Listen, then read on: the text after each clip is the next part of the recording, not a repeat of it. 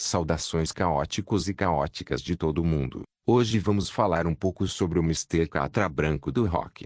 Lewis Brian Hopkins Jones.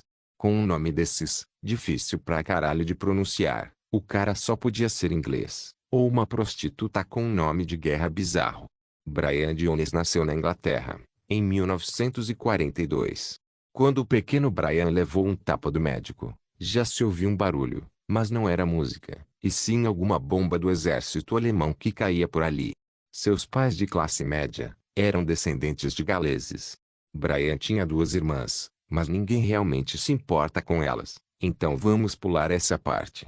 Brian na escola gostava de esportes chatos, como natação e badminton. Nessa época ele já sabia tocar clarinete, e provavelmente não impressionava nenhuma garota com esse instrumento de CDF solitário.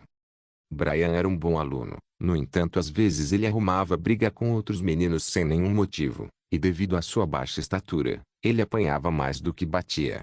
O coroa de Brian sabia tocar piano, e sua mãe também tinha algum envolvimento com o coral da igreja. Isso aproximou o pequeno Brian da música. Ele ouvia música clássica quando criança, e quando fez 17 anos, ganhou um violão de presente. Agora ninguém mais iria impedir o loirinho de cair na estrada, exceto a falta de grana. E durante um tempo Brian se tornou um vagabundo que só pesava nas costas do Estado britânico. Sem ter nada pra fazer, ainda nos anos 50, Brian começou a comer geral, e em 1958, descobriu que seria pai. Ele nem ligou pra criança, que acabou sendo doada para adoção. No verão de 1959, a namorada de Brian engravidou, e mais uma vez ele não quis saber da criança. Durante esse período, ele viveu um estilo de vida boêmio no exterior, tocando violão nas ruas por dinheiro, e vivendo da caridade de outros. Eventualmente, ele ficou sem dinheiro e voltou para a Inglaterra. De volta à terra da rainha, ele continuou comendo todas as casadas da vizinhança, e engravidando um monte de mulheres. Em 1961, Brian se candidatou a uma bolsa de estudos, em uma escola de artes. Ele foi inicialmente aceito, mas a oferta foi retirada 2 dias depois que um conhecido não identificado escreveu para a faculdade, chamando ele de vagabundo e irresponsável. Brian mudou-se para Londres, se tornando um músico de blues, e adotando pseudônimos idiotas. Em 2 de maio de 1962, ele publicou um anúncio no jornal convidando outros vagabundos iguais a ele, para formar um novo grupo.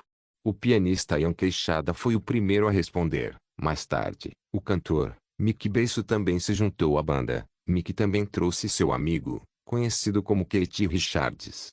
Os outros amigos de Brian não queriam saber de rock, e como eram puristas do blues, não quiseram entrar no novo grupo.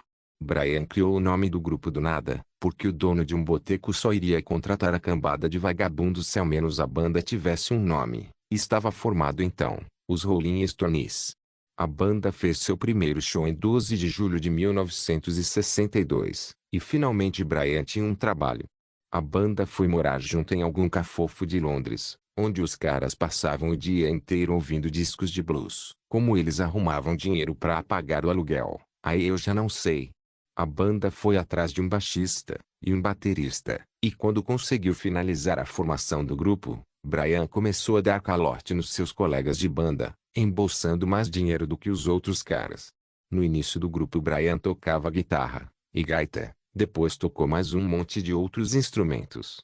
O empresário dos Stones incentivava a banda a escrever suas próprias canções, e como Brian não sabia compor, aos poucos ele foi perdendo espaço no grupo. E como tudo que é ruim pode ficar pior, ele ainda tomou o chifre de sua namorada, que trocou ele pelo Keith Richards. Agora Brian era um corno infeliz, e afundado na droga, ele começou a contribuir cada vez menos com o grupo, que por sua vez já estava preparando o sapato para meter o pé na bunda dele. Nos anos finais, Brian só usava drogas, e tratava a galera com arrogância. Ele foi preso por porte de drogas algumas vezes. Brian não conseguiu o visto de trabalho para a turnê do grupo nos Estados Unidos. Ele também não conseguia mais ser produtivo no estúdio, além de fazer um monte de outras cagadas. Em 8 de junho de 1969, Mick Beiso, Keith Richards e Charlie Watts comunicaram a Brian que ele estava fora da banda que ele mesmo tinha fundado. Por volta da meia-noite de 2 a 3 de julho de 1969, Brian foi encontrado imóvel no fundo de sua piscina. Sua namorada estava convencida de que ele estava vivo quando foi retirado da piscina. No entanto, quando os médicos chegaram, já era tarde demais, e ele foi de arrasta aos 27 anos de idade. Ali chegava o fim do homem, e começava o início de sua lenda.